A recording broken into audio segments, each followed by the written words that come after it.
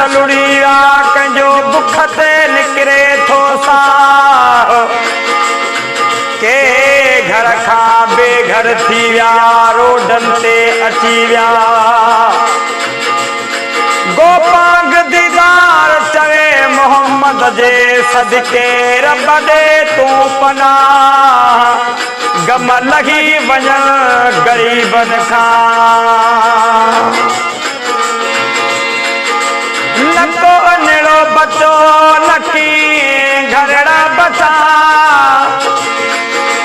नको अनड़ो बचो नकी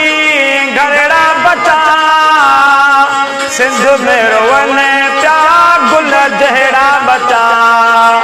नको अनड़ो बचो नकी घरड़ा बचा सिंध में रोवन प्या गुल जहड़ा बचा मालिक दे माफी घटे कर अज़ाब तोबा तोबा आयो आहे सिलाब तोबा तोबा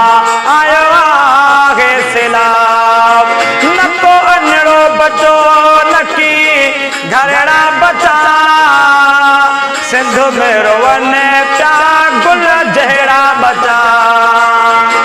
मालिक दे माफी घटे कर अज़ाब तोबा तोबा केॾो आयो सिलाब तोबा तोबा केॾो आयो सिलाब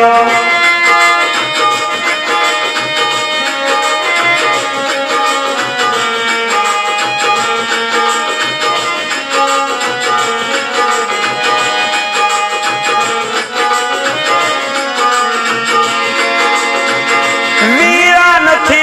विया के ई ॻोठ बचड़ा वठी वञी वेठा रोड वीरान थी विया के ई ॻोठ बचड़ा वठी वञी वेठा रोड अखिर मां जारी आहे आब तोबा तोबा केॾो आयो सिलाब तोबा तोबा केॾो आयो सिलाब नको अनड़ो बचो नकी घरड़ा बचा सिंध में रोवन प्या गुल जहड़ा बचा मालिक दे माफी घटे कर अज़ाब तोबा तोबा केॾो आयो सिलाब तोबा तोबा केॾो आयो सिलाब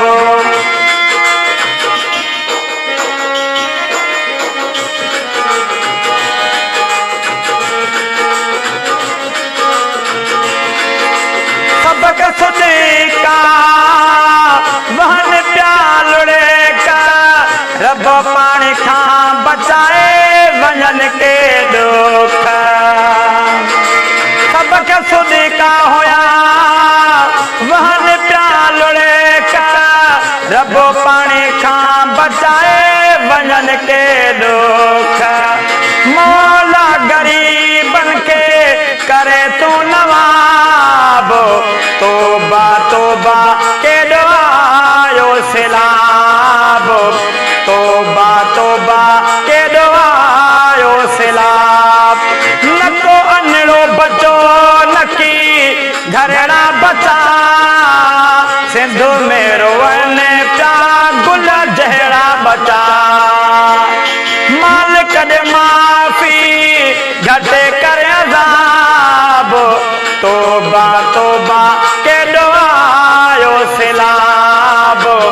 तोबा तोबा केॾो आयो सिलाब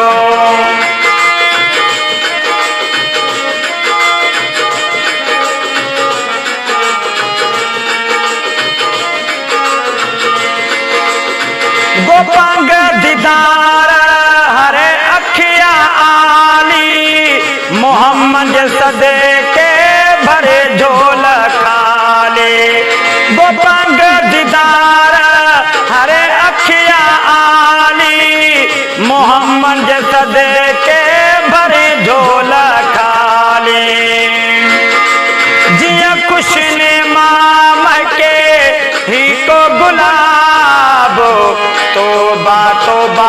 आयो आगे सैलाब तोबा तोबा आयो आगे सैलाब न तो अनड़ो बचो नकी घरड़ा बचा सिंधु में रोवन प्या गुल जहड़ा बचा मालिक दे माफी घटे करे अज़ाब तोबा तोबा केॾो आयो अज़ाब तोबा तोबा